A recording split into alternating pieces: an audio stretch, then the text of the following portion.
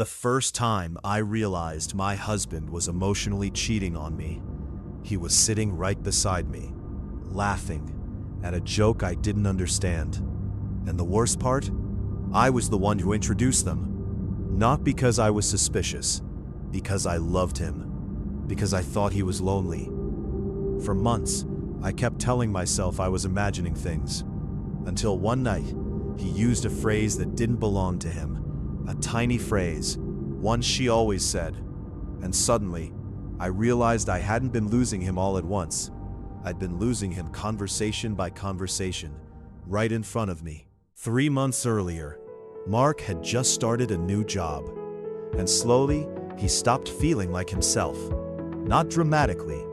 That would have been easier to notice. It happened quietly. He stopped telling stories at dinner, stopped texting me during the day, started answering questions with one-word responses. Sometimes I'd look over at him on the couch, and it felt like he was somewhere else entirely. I remember thinking, he needs people. He needs friends. I genuinely believed I was helping us. I met Claire at a marketing mixer downtown. She wasn't flashy. That's important. She felt safe, easy to talk to, the kind of person who made conversations feel lighter. And within 5 minutes, I knew Mark would like her. That should have scared me, but instead, it made me feel hopeful. At first, their friendship felt like proof things were getting better. Mark laughed again, started talking more, started coming home with energy instead of exhaustion. And I loved seeing it.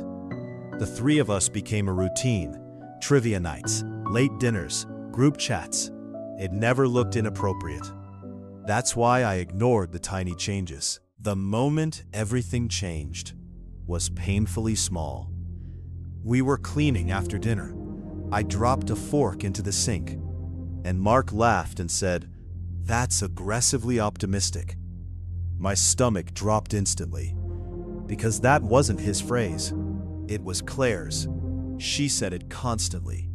And suddenly, I started wondering how many conversations existed without me. The strange thing about emotional affairs is that nobody announces them. One person just slowly becomes the person you turn toward first.